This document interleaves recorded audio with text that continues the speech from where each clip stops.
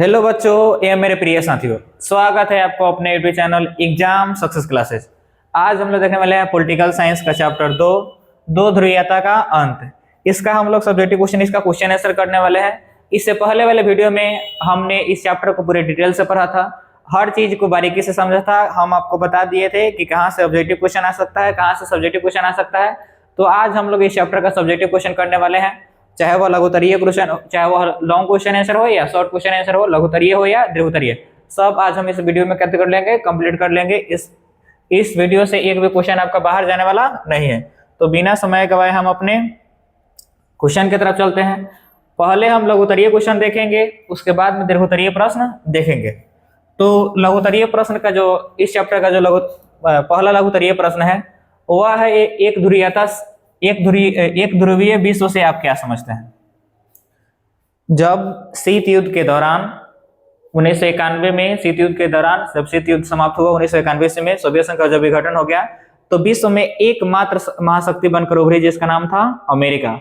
तो एक ध्रुवीय विश्व से आप क्या समझते हैं, वही उसका जो प्रभुत्व विश्व पर रहा उसी को कहा जाता है एक ध्रुवीय प्रभुत्व। तो उसके बारे में हमको समझना है। द्वितीय विश्व युद्ध कब समाप्त हुआ, तो 1945 में। 1945 के बाद संयुक्त राज्य अमेरिका तथा सोवियत संघ दो महाशक्तियों के रूप में उभरे। अमेरिका उदारवादी विचारधारा का समर्थक था तो सोवियत संघ रूस साम्यवादी विचारधारा का समर्थक था। अमेरिका उदारवादी विचारधारा का समर्थक था तो वहीं सोवियत संघ साम्यवादी विचारधारा का समर्थक था। दोनों ने अपनी शक्तियां बढ़ाई। दुनिया के अधिकाधिक देश, मतलब दुनिया के लगभग सभी देश किसी एक महाशक्ति के शिविर में आ गए। बहुत सारे देश थे जो सोवियत संघ रूस के खेमा में चला गया, बहुत सारे देश अमेरिका के खेमा में चला गया, कहीं ना कहीं कोई ना कोई चला गया। दोनों के बीच खुला मुकाबला चल रहा था क्योंकि वे एक दूसरे के क्या थे, प्रतिद्वंदी थे। 1991 में सोवियत संघ के विघटन के बाद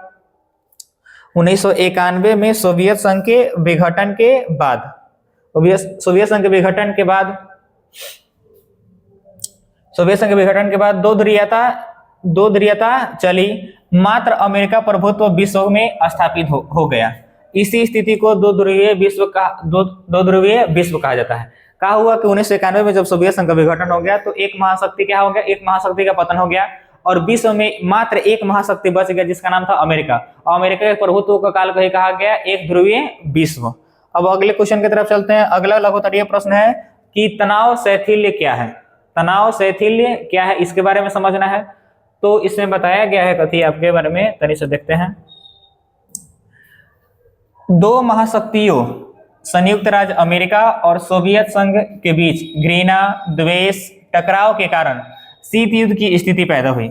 दोनों के बीच प्रतिद्वंदी भावना, टकराव, द्वेष, घृणा, हथियारों की होड़ के चलते क्या हुआ, शीत युद्ध की स्थिति पैदा हुई।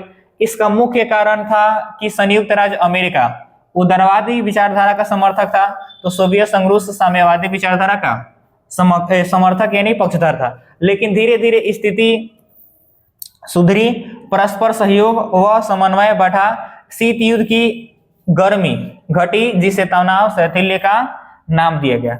दोनों के बीच जो तनाव की स्थिति थी वह धीरे धीरे कम हुई, इसी को कहा गया तनाव शैथिल्य कहा गया। चलिए हम अपने तीसरे लघुत्तरीय प्रश्न की तरफ चलते हैं। ग्लासनोस्ट और पेरेस्ट्रोइका से आप क्या समझते हैं। तो मार्च 1985 ईस्वी में सोवियत संघ में मिखाइल गोर्बाचेव का नेतृत्व स्थापित हुआ। मिखाइल गोर्बाचेव जो थे वह सोवियत संघ रूस के क्या बने, राष्ट्रपति बने। उन्होंने अपना नया सोच प्रस्तुत किया। उन्होंने लोगों की स्वतंत्रता की बहाल की तथा अर्थव्यवस्था का नव निर्माण किया। नए अर्थव्यवस्था का निर्माण किया गया। ग्लासनोस्ट का अर्थ होता है समाज को खोलो, मतलब समाज में ऐसी भावना प्रकट करना कि कोई भी देश आए, व्यवहार करे, किसी प्रकार की कोई दिक्कत परेशानी नहीं है। पेरेस्ट्रोइका का अर्थ होता है आर्थिक नव निर्माण, नई अर्थव्यवस्था का क्या करना, निर्माण करना। इस प्रकार लेनिन के समय से चली आ रही वह व्यवस्था समाप्त हुई जिससे लोगों को मूक व बधिर पशुओं की तरह बना दिया था। लेनिन के द्वारा जो नीतियां लागू की गई थी उसमें जो आम जनता था वह क्या, मूक मतलब एकदम कोई बोलने वाला नहीं था। मूक का मतलब होता है गूंगा, गूंगा बनी हुई थी और पशुओं की तरह बनी हुई थी। पशु जैसे जहां बांध दीजिए जहीं पे रहते हैं, जिस जिस खाने को दे दीजिए वही खाना खाएंगे, तो वह बोलता बोलता नहीं है किसी प्रकार का। उसी तरह जनता को बना दिया था लेनिन की नीति ने। लेकिन जब मिखाइल गोर्बाचेव आए तो उन्होंने जनता को स्वतंत्रता दिया। स्वतंत्रता के साथ उन्हें लोकतंत्र की स्थापना के लिए क्या किया, प्रेरित किया। गोर्बाचेव की दृष्टि में गिरते हुए समाजवादी राज्य को बचाने का यही रास्ता था। मतलब उन्होंने साम्यवादी प्रभाव जो धीरे धीरे गिर रहा था, समाप्ति की ओर जा रहा था, तो उनको लगा कि भाई हम इसी तरह करके क्या कर सकते हैं, फिर समाजवाद की भावना को कैसे कर सकते, ऊपर ला सकते हैं, लोगों के बीच स्थापित कर सकते हैं। लेकिन यह उल्टा हो गया। मिखाइल गोर्बाचेव को रूस के राष्ट्रपति से हटाया गया। वैसे ही क्या हुआ कि सोवियत संघ रूस क्या हो गया, सोवियत संघ रूस का विघटन हो गया। वह 15 गणराज्य, जो 15 गणराज्य छोटे छोटे थे, उसमें क्या हो गया, टूट गया। अगला क्वेश्चन है, एक ध्रुवीय तथा दो ध्रुवीय, एक ध्रुवीयता और दो ध्रुवीयता में अंतर बताएं। द्वितीय विश्व युद्ध के बाद संयुक्त राज्य अमेरिका तथा सोवियत संघ दो महाशक्तियों के रूप में उभरे। अमेरिका उदारवादी विचारधारा का समर्थक था, वही सोवियत संघ समाजवादी विचारधारा का पक्षधर था। दोनों ने शक्ति बढ़ाई। दुनिया के एकाधिक देश, मतलब दुनिया के लगभग सभी देश किसी एक महाशक्ति के शिविर में आ गए। दोनों के बीच खुला मुकाबला चल रहा था, क्योंकि वे एक दूसरे के क्या थे, प्रतिद्वंदी थे। 1991 में सोवियत संघ के विघटन के साथ ही दो ध्रुवीयता भी चली गई। मात्र अमेरिका का भी प्रभुत्व स्थापित रहा। अब क्या हुआ कि देखिए, जिस समय दो महाशक्तियां थी विश्व में, शीत युद्ध के दौरान पूरे विश्व में दो महाशक्ति था। एक था संयुक्त राज्य अमेरिका, दूसरा तो सोवियत संघ रूस। तो जिस समय दो महाशक्तियां थी उसे कहा गया दो ध्रुवीयता। और सोवियत संघ, जैसे 1991 में सोवियत संघ का विघटन हो गया, तो उस समय के काल को कहा गया एक ध्रुवीयता। हम उम्मीद करते हैं कि आपको बात समझ में आ गया होगा। जिस समय पूरे विश्व में दो महाशक्तियां थी, एक संयुक्त राज्य अमेरिका, दूसरा सोवियत संघ रूस। शीत युद्ध के दौरान 1945 से 1991 तक यह शीत युद्ध चला, और उसके दौरान दो महाशक्तियां थी, एक अमेरिका, दूसरा रूस। तो उस समय के काल को कहा गया दो ध्रुवीयता। और जब 1991 ईस्वी में सोवियत संघ का विघटन हो गया, तो एकमात्र महाशक्तिशाली देश बचा जिसका नाम था अमेरिका। तो उस समय एक ध्रुवीयता कहा गया। उम्मीद करते हो समझ में आ गया होगा। पांचवा लघुत्तरीय प्रश्न है, दो ध्रुवीय विश्व की समाप्ति के बाद गुट निरपेक्ष आंदोलन की क्या प्रासंगिकता थी, इसके बारे में समझिए। प्रासंगिकता का मतलब होता है महत्व। द्वितीय विश्व युद्ध की समाप्ति के बाद, द्वितीय विश्व जब 1945 में समाप्त हुआ, तो उस समय गुट निरपेक्ष आंदोलन जो चल रहा था, गुट निरपेक्ष आंदोलन में भारत से पंडित जवाहरलाल नेहरू, उसके बाद में सुकर्णो दक्षिण एशिया से, और उसके बाद में जोसेफ राज टिटो, बहुत सारे नेताओं ने मिलकर क्या किया था, गुट निरपेक्ष आंदोलन की शुरुआत की थी। तो उसके बारे में कहा जा रहा था कि भाई यह गुट निरपेक्ष, मतलब शीत युद्ध के दौरान गुट निरपेक्ष का क्या महत्व था। तो आप इसका आंसर देख लेते हैं। गुट निरपेक्ष आंदोलन का गठन अफ्रीका, एशिया, लैटिन अमेरिका एवं विश्व के अन्य देशों को मिलाकर किया गया था, जो तत्कालीन दौर में उपनिवेशी समस्याओं से जूझ रहे थे यानी गुजर रहे थे। इसका गठन करने वाले 5 देशों के प्रमुखों में पूर्व प्रधानमंत्री नेहरू भी थे, जिससे गुट निरपेक्ष आंदोलन की शुरुआत की गई। गुट निरपेक्ष की जो नीति बनी, उसको स्थापित करने में एक महत्वपूर्ण योगदान पंडित जवाहरलाल नेहरू का भी था। वह भारत की तरफ से भारत का नेतृत्व कर रहे थे गुट निरपेक्ष आंदोलन में। गुट निरपेक्ष आंदोलन की निम्नलिखित प्रासंगिकता थी, उसका निम्नलिखित महत्व था। निम्नलिखित महत्व में आप पहला महत्व देखते हैं, नवोदित राष्ट्रों का गठन होने के कारण, मतलब नए देशों के गठन होने के कारण इसकी प्रासंगिकता अभी भी है, मतलब इसका महत्व अभी भी है। इन राष्ट्रों का आर्थिक विकास, उनका राजनीतिक विकास परस्पर सहयोग पर निर्भर है। यह पहला हो गया महत्व। दूसरा महत्व बताया गया कि वर्तमान महाशक्ति अमेरिका के प्रभाव से मुक्त रहने के लिए गुट राष्ट्रों का आपसी सहयोग और भी अधिक आवश्यक था। जिस समय सोवियत संघ का विघटन हो गया 1991 में, उसके बाद में पूरे विश्व में अगर किसी का वर्चस्व देखा गया, किसी का दबदबा देखा गया, तो वह अमेरिका का था, अभी भी है।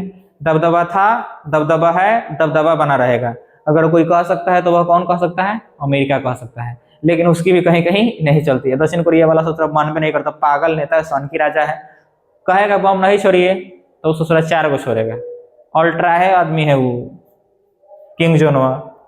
चलिए तीसरा समझते हैं, गुट निरपेक्ष आंदोलन के माध्यम से, गुट निरपेक्ष आंदोलन के माध्यम से निशस्त्रीकरण की आवाज उठाई जा रही है। जो गुट निरपेक्ष देशों का सुरक्षा, जो गुट निरपेक्ष देशों को क्या प्रदान करती है? सुरक्षा प्रदान करती है।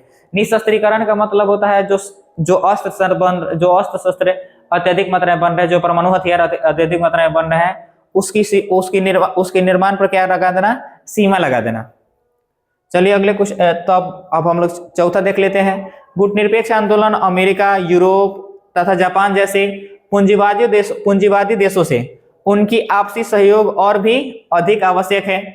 पांचवा दिया है, अधिकतर गुट निरपेक्ष देश विकासशील या अविकसित है, सभी वो आर्थिक समस्या समान है, अतः आपसी सहयोग से ही आर्थिक उन्नति की जा सकती है। यह गुट निरपेक्षता की देख सकता है। गुट निरपेक्ष आंदोलन कहीं ना कहीं बहुत महत्वपूर्ण योगदान निभाया। मतलब आपका 6 नंबर लघु उत्तरीय प्रश्न है, द्विराष्ट्र सिद्धांत से आप क्या समझते हैं? द्विराष्ट्र का सिद्धांत क्या है? तो शीत युद्ध के समय, शीत युद्ध चला था 1945 से 1991 तक। तो शीत युद्ध के समय में 2 अलग अलग गुटों, पूरा विश्व जो था वह 2 अलग अलग गुटों में क्या था? विभक्त था। एक का नेतृत्व सोवियत संघ रूस कर रहा था, जो पूर्वी गुट थे, पूर्वी देशों का जो समूह था उसका नेतृत्व सोवियत संघ रूस कर रहा था। वही दूसरे देश, मतलब वही दूसरे गुटों का जो गुटों का नेतृत्व कर रहा था वह अमेरिका कर रहा था। पश्चिमी गुटों का नेतृत्व कौन कर रहा था? अमेरिका कर रहा था। इसे ही 2 ध्रुवीयता कहा जाता है। 2 ध्रुवीयता कहा जाता है। वैसे राष्ट्र जो दोनों ध्रुव से जुड़े थे, चाहे वह पूर्वी गुट हो या पश्चिमी गुट हो, पूर्वी ध्रुव हो या पश्चिमी ध्रुव हो। पूर्वी ध्रुव का मतलब सोवियत संघ रूस से और पश्चिमी ध्रुव का मतलब अमेरिका से। 2 राष्ट्रों के सिद्धांत, दोनों राष्ट्रों से सिद्धांतों से जुड़े हो, उसे द्विराष्ट्र सिद्धांत 2 मतों, 2 प्रभावों एवं 2 ध्रुवों के मत को मानते थे, जो दोनों में शामिल थे। 7वां लघु देखते हैं, एक ध्रुवीयता और बहुध्रुवीयता में अंतर बताना है आपको। एक ध्रुवीयता और बहुध्रुवीयता में आपको अंतर बताना है। तो देखते हैं इसका अंतर, उत्तर देख लेते हैं हम लोग। द्वितीय विश्व युद्ध के बाद संयुक्त राज्य अमेरिका, द्वितीय विश्व युद्ध के बाद संयुक्त राज्य अमेरिका तथा सोवियत संघ 2 महाशक्तियों के रूप में उभरे। अमेरिका उदारवादी विचारधारा का समर्थक, तो सोवियत संघ रूस साम्यवादी विचारधारा का समर्थक। दोनों ने अपनी शक्ति बढ़ाई। दुनिया के दुनिया के लगभग सभी देश किसी एक महाशक्ति के शिविर में आ गए।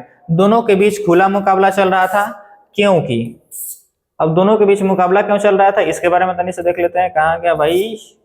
रुक जाइए। दोनों के बीच खुला मुकाबला चल रहा था क्योंकि वे एक दूसरे के क्या थे? प्रतिद्वंदी थे। 1991 ईस्वी में, इधर कर लेते, तनी से इधर कर लीजिए। 1991 में सोवियत संघ के विघटन के बाद 2 ध्रुवीयता चली गई। मतलब जब सोवियत संघ का विघटन हो गया 1991 में, तो 2 ध्रुव बचे कहाँ? एक ध्रुव बचा, मात्र एक ही ध्रुव बचा, पश्चिमी ध्रुव, जिसका नेतृत्व कर रहा था अमेरिका, क्योंकि रूस का क्या हो चुका है? विघटन हो चुका है। मात्र अमेरिका का प्रभुत्व विश्व में स्थापित हो गया। इसी स्थिति में एक ध्रुवीयता विश्व कहा जाता है। अब बहुध्रुवीयता का क्या अर्थ है? बहुध्रुवीय विश्व का अर्थ है विश्व स्तर पर शांति संतुलन में सामान्यता के अनुसार 2 या 2 से अधिक महाशक्तियों के मध्य शक्ति केंद्रित हो जाए। मतलब कि विश्व में कई शक्तिशाली देश उभर के आए जिनकी शक्तियां क्या हो? बराबर हो। वह कोई कम शक्तिशाली देश बचेगा कि कोई एक दूसरे पर क्या करेगा? आक्रमण करेगा। 18वीं या 19वीं शताब्दी में शक्तियों के मूल केंद्रों के रूप में ब्रिटेन, फ्रांस, रूस आदि देशों को जाना जाता था। नई विश्व व्यवस्था शीत युद्धोत्तर विश्व में बहुध्रुवीय शक्ति संतुलन भी विद्यमान रहा, जैसे अमेरिका, रूस, ब्रिटेन, भारत एवं चीन, ये सब क्या थी? महाशक्तियां थी। दीर्घोत्तरीय प्रश्न आया आपका। अब फर्स्ट दीर्घोत्तरीय प्रश्न कि पेरेस्ट्रोइका से आप क्या समझते हैं? पेरेस्ट्रोइका से आप क्या समझते हैं? दिया गया है कि पेरेस्ट्रोइका का अर्थ आर्थिक नींव निर्माण करना, मतलब कि नए अर्थव्यवस्था का निर्माण करना। इस प्रकार लेनिन के समय चली आ रही वह व्यवस्था समाप्त हुई जिससे लोगों को जो लोगों को क्या कर चुका था, गूंगा बना चुका था और बधिर पशुओं की तरह मतलब बंधित पशुओं की तरह। जैसे पशु को कहीं बांध दिया जाता था, वो उसी तरह था, खूंटा में बांधा जाता है। भाई कहाँ बांधा जाता है? खूंटा में बांध देता है अपना एक लोग, उस दूसरा खूंटे में रहेगा। कभी कभी खूंटवा तोड़ लेती है सब। ऑर्केस्ट्रा जब आता है तो अपनियों का शौक चल रहा है ऑर्केस्ट्रा देखने का, आवाज बर्दाश्त नहीं होता, उनको लगता है कि भाई कुछ हो गया है, कुछ आपदा उपदा आ गई हो, इसके कारण वह क्या होती है, बेचैन हो जाती है, तोड़ लेती है रस्सियों से। तो लेनिन के द्वारा जो नीति लागू किए गए थे मतलब पशु भी क्या हो चुके थे, एक तरीके से जो मनुष्य थे वह भी पशु की तरह हो गया था।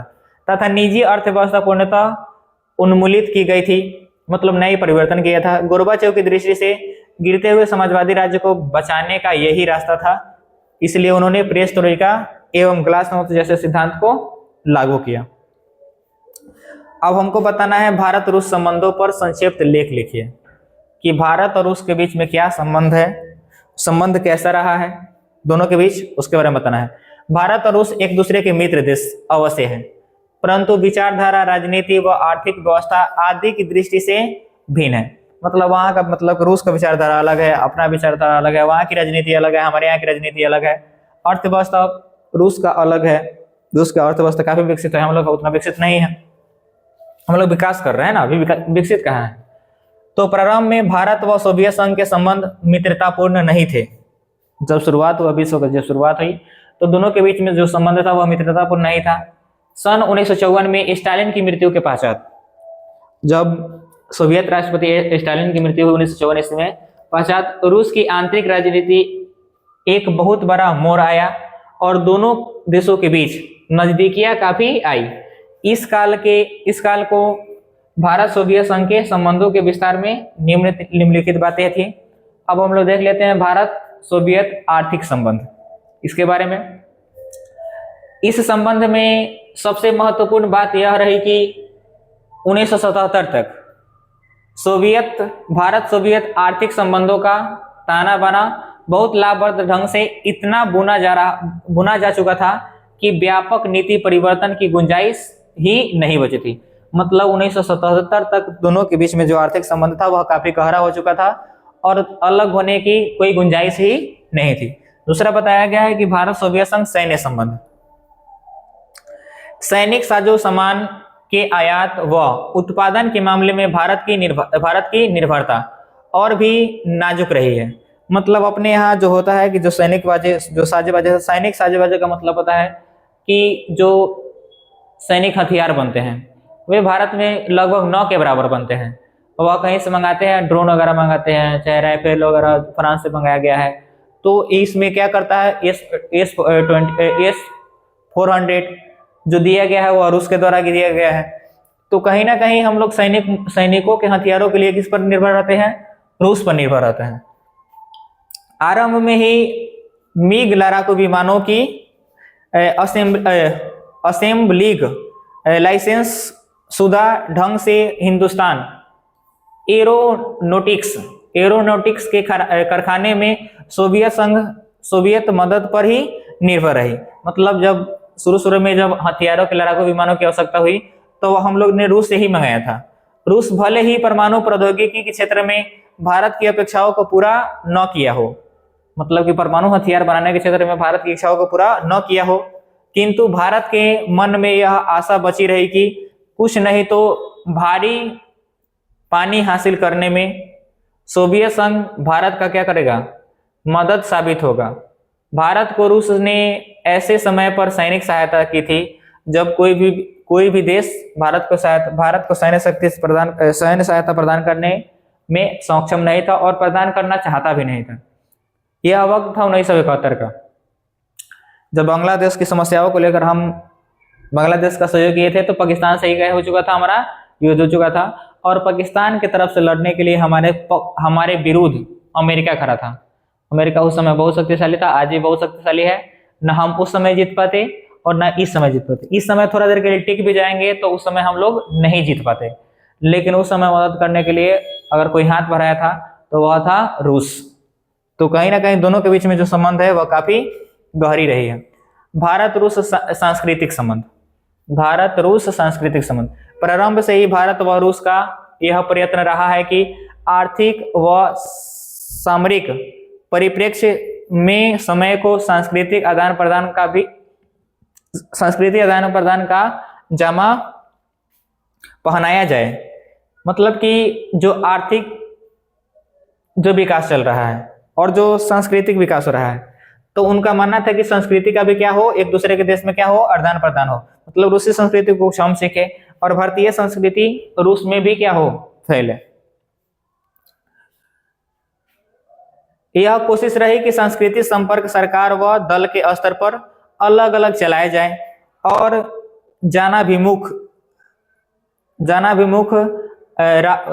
मुख राजन्य को लोकतांत्रिक ढंग से संपादित किया जाए। अभी और होगा इसमें, चलिए आगे देखिए। राज कपूर की आवारा जैसी फिल्में रूस में बेहद लोकप्रिय हुई, जिसका प्रभाव अंतर्राष्ट्रीय स्तर पर दिखाई देने लगा। जितने बड़े पैमाने पर रूस में भारतीय महोत्सव का आयोजन किया गया, उससे यही पता चलता है कि दोनों ने सांस्कृतिक पक्ष को कम महत्वपूर्ण नहीं समझा जाना चाहिए। मतलब दोनों के बीच में सांस्कृतिक महत्व भी काफी विस्तार रूप से चली थी। तीसरा दिया गया है कि यूरोपीय संघ की कौन सी चीजें एक प्रभावी क्षेत्रीय संगठन बनाती है। यह आपका दीर्घोत्तरीय प्रश्न है 3 नंबर का। यूरोपीय संघ प्रभावी बनाने के वाले कारक निम्नलिखित हैं। जो यूरोपीय संघ के जो कारक है, बहुत सारी जो कारण है, वह क्या बनाती है, उसको बहुत ही प्रभावशाली बनाती है। तो उसके कारण इस प्रकार से एक में दिया, यूरोपीय संघ अनेक चीजें प्रभावशाली क्षेत्रीय संगठन बनाती है। इस महाद्वीप के देशों की भौगोलिक निकटता इस क्षेत्र को मजबूती प्रदान करती है। दूसरा दिया है, इस महाद्वीप के लंबे इतिहास ने सभी यूरोपीय देशों को सिखा दिया कि क्षेत्रीय शांति और सहयोग ही अंततः उन्हें समृद्धि और विकास दे सकता है। टकराव, संघर्ष और युद्ध विनाश अवनति के मूल कारण है। अगर हम एक देश दूसरे देश से टकराव करते हैं, युद्ध करते हैं, संघर्ष चलता रहता है, तो दोनों देश को ही खतरा है, दोनों देश को ही नुकसान है, इससे फायदा होने वाला नहीं है। यह बात बहुत जल्दी वे लोग समझ गए जो यूरोपीय संघ में शामिल देश थे। एक ध्रुवीय विश्व व्यवस्था ने उन्हें बता दिया कि यदि वे अमेरिका के वर्चस्व का सामना करना चाहते हैं, तो उन्हें यूरोपीय संघ न केवल बनाना ही चाहिए, बल्कि उसे सुदृढ़ और परस्पर हितों की कुर्बानी देकर पूरे यूरोप को सुदृढ़ करना चाहिए, ताकि वे समय आने पर अमेरिका का, रूस का या चीन अथवा किसी भी विश्व की बड़ी शक्ति के सामने घुटने न टेके और अपनी शर्तों पर उदारीकरण, वैश्वीकरण आदि को लागू कर सके। चौथा कार्य दिया है कथी, यूरोपीय संघ का आर्थिक, राजनीतिक, कूटनीतिक तथा सैनिक प्रभाव बहुत जबरदस्त रहा है। 2005 में यह दुनिया की सबसे बड़ी अर्थव्यवस्था थी और इसका सकल घरेलू उत्पादन 12,000 अरब डॉलर से भी ज्यादा था, जो अमेरिका से थोड़ा ही कम था, जो अमेरिका से भी थोड़ा ज्यादा था। इसकी मुद्रा यूरो है। यूरोपीय संघ की मुद्रा का नाम क्या है, यूरो। अमेरिकी डॉलर के प्रभुत्व के लिए खतरा बन सकती है। जो यूरो है, यूरोपीय संघ की मुद्रा का नाम, वो अमेरिकी डॉलर के लिए भी क्या बन सकती है, खतरा बन सकती है। वह इतनी तेजी से क्या कर रहे हैं, यूरोपीय संघ वाले देश क्या कर रहे हैं, विकास कर रहे हैं। और इसी के चलते यह अमेरिका और चीन से व्यापारिक विवादों में पूरी घोष के साथ बात करता है। मतलब कोई भी इसमें नरमाहट नहीं आती है, क्योंकि वह क्या है, शक्तिशाली एक संघ बन चुका है यूरोपीय संघ, बहुत ही शक्तिशाली। इसकी आर्थिक शक्ति का प्रभाव इसके नजदीकी देशों पर ही नहीं, बल्कि एशिया और अफ्रीका के दूर दराज के मुल्कों पर भी है। यह विश्व व्यापार संगठन जैसे अंतर्राष्ट्रीय व्यापार संगठनों के अंदर एक महत्वपूर्ण समूह के रूप में कार्य करती है यूरोपीय संघ। पांचवा कारक दिया है, कहते यूरोपीय संघ का राजनीतिक और कूटनीतिक प्रभाव भी कम नहीं है। इसके 2 सदस्य देश ब्रिटेन और फ्रांस सुरक्षा परिषद के अस्थायी सदस्य हैं। संयुक्त राष्ट्र संघ में कुल मिलाकर 6 प्रमुख अंग है, जिसमें एक अंग है सुरक्षा परिषद। जो सबसे महत्वपूर्ण अंग है वो क्या है, सुरक्षा परिषद। सुरक्षा परिषद में 15 क्या है, 15 जो है सदस्य देश है, जिसमें से 5 सदस्य देशों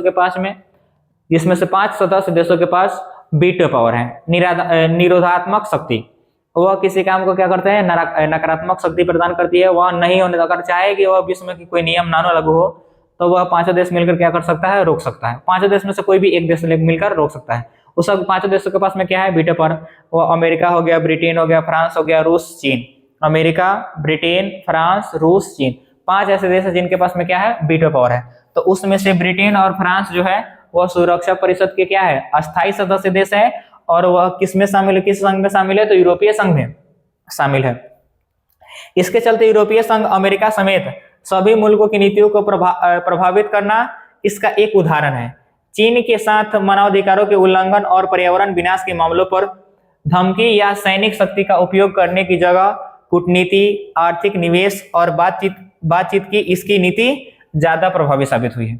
चौथा दीर्घोत्तरीय प्रश्न है, सोवियत संघ के विघटन के कारणों का क्या करे, वर्णन करें। अगर सोवियत संघ का विघटन 1991 में हुआ तो इसका कारण क्या था कि सोवियत संघ का क्या हो गया, विघटन हो गया। तो सोवियत संघ के पतन के निम्नलिखित कारण थे। पहला कारण दिया गया है स्टालिनवादी संगठन की विफलता। स्टालिन ने जो नियम लागू किए वह क्या हो गया, विफल रहा। देखिए, लेनिन ने नवंबर 1917 ईस्वी में रूस में समाजवादी राज्य स्थापित किया, किंतु 1924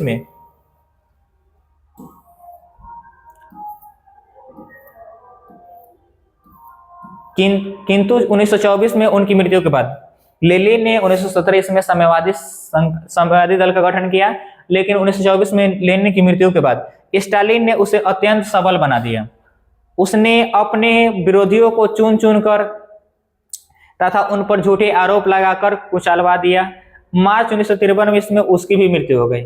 स्टालिन की मृत्यु कब हुई, 1953 में। उसकी मृत्यु के बाद निकिता क्रुश्चेव गुट ने सत्ता हथिया ली।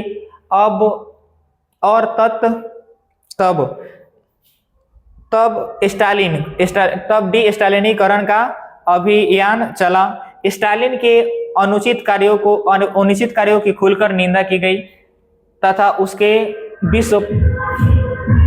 विश्वास पात्र अनुयायियों की सफाई कर दी गई। दूसरा दिया है आर्थिक असंतोष। यह भी एक कारण बना, जिसमें यह भी एक कारण रहा कि सोवियत संघ का क्या हुआ, विघटन हुआ। स्टालिन ने समाजवादी व्यवस्था को सुदृढ़ बनाने के लिए आदेशित अर्थव्यवस्था स्थापित की, निजी संपत्ति का राष्ट्रीयकरण तथा कृषि का समूहीकरण किया। देश के संसाधनों का बहुत अधिक अंश सेना के आवश्यकताओं की पूर्ति हेतु खर्च किया जाता था। फलतः यह हुआ कि उत्पादन दर घटती चली गई, जिससे देश में उपभोक्ता संबंधित वस्तुओं की कमी हो गई। वस्तुओं की बेहद कमी के कारण देश में आर्थिक असंतोष पैदा हुआ। क्या हुआ कि भाई सोवियत संघ क्या हुआ कि भाई शीत युद्ध के दौरान ज्यादातर जो खर्चे करती थी, अर्थव्यवस्था के जो अधिकांश खर्च करते थे वो सैनिक पर खर्चा करते थे, सैनिक के खर्चे पर करती थी। इससे क्या हुआ था कि भाई लोगों में असंतोष की भावना आ गई। ना तो सैनिक जीत पाते थे, ना ही शक्तिशाली हो पाते थे, और ना ही लोगों का क्या हो पाता था, विकास हो पाता था। तीसरा कारण दिया है सेवक तंत्रीय भ्रष्टाचार। अधिनायकवादी व्यवस्था में नौकरशाही खूब फलती फूलती है। देश में न स्वतंत्र प्रेस थी, न स्वतंत्र न्यायपालिका, जो ऐसे भ्रष्टाचार का भंडाफोड़ उस पर नियंत्रण लगा सकती थी। सत्ताधिकारी दल के नेतागण व प्रभावशाली सरकारी अधिकारीगण घूसखोरी में लग गए, जिससे उनका जन साधारण से संपर्क टूट गया। शासन के प्रति लोगों की आस्था और भी क्या हो गई, कम हो गई। अब क्या हुआ कि शीत युद्ध के दौरान जो सोवियत संघ के कर्मचारी थे वे बेहद ही क्या थे, कामचोर थे, और बेहद ही क्या थे, स्वार्थ पूर्ति थे। वो अपने ही स्वार्थ की पूर्ति के लिए खर्चा करते थे, अर्थव्यवस्था का क्या करते थे, धज्जियां उड़ा देते थे, जिससे आम जनता में असंतोष की भावना। भाई आम जनता को कुछ मिलेगा तब वो संतोष करके रहेंगे, और उनको कुछ मिल ही नहीं रहा था तो वो क्या करेंगे। ना उनके पास अधिकार थी, ना लोकतांत्रिक अधिकार था, ना कुछ भी, ना सामाजिक अधिकार था, ना कुछ भी नहीं था, तो वो क्या करेंगे। तो उनके पास असंतोष के सिवा दूसरा कोई चारा नहीं बचा। चौथा कारण दिया है योग्य नेतृत्व का अभाव। योग्य नेतृत्व का अभाव स्टालिन की मृत्यु के बाद मिखाइल गोर्बाचेव जो थे वो सोवियत संघ के राष्ट्रपति बने। वह भी इतने काबिल नहीं थे कि वो सोवियत संघ को क्या कर सके, संभाल कर रख सके। सोवियत संघ 15 गणराज्यों का एक समूह था जिसे बेहद ही सही तरीके से चलाना होता था। नहीं तो जैसे ही असंतोष की भावना उत्पन्न होती, तनिक असंतोष की भावना उत्पन्न होगी, वे सारे एक दूसरे के से क्या हो जाएंगे, अलग हो जाएंगे, या सोवियत संघ का क्या हो जाएगा, विघटन हुआ। और यही कारण बना। योग नेतृत्व का भाव, कोई ऐसा शक्तिशाली नेता नहीं बचे, रूस के राष्ट्रपति नहीं बचे जो क्या कर सके, इतनी बड़ी रूस को क्या सके, संभाल सके। नस्लीय राष्ट्रवाद का उदय, नस्लीय राष्ट्रवाद का यह 5वां कारण था। सोवियत संघ को बहुराष्ट्रीय राज्य कहते थे। सोवियत संघ जो उस समय थे, जो 15 गणराज्यों का समूह था, तो उस समय वह बहुत सारी शक्तियों का क्या था, संगठन था, क्योंकि यहाँ अनेक राष्ट्रीयताओं के लोग रहते थे। लेकिन कम्युनिस्ट पार्टी की जाल ने सभी राष्ट्रीयताओं को ऐसे फांस लिया, मतलब कि उनकी स्वतंत्रता जो थी वह छीन सी गई। वह ऐसे समझने लगे कि हम लोग का कोई अस्तित्व इसमें नहीं है। तो उम्मीद करते हैं कि इसमें जितने भी क्वेश्चन बताए गए होंगे आपको समझ में आया होगा।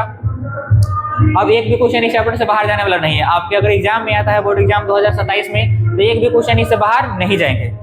तो उम्मीद करते हैं कि वीडियो अच्छी लगी होगी। अगर अच्छी लगी हो तो लाइक, शेयर, सब्सक्राइब जरूर करें, साथ ही साथ अपने दोस्तों के पास शेयर करें। मिलते हैं अगले क्लास में, तब तक के लिए जय हिंद। तीसरे चैप्टर के लिए।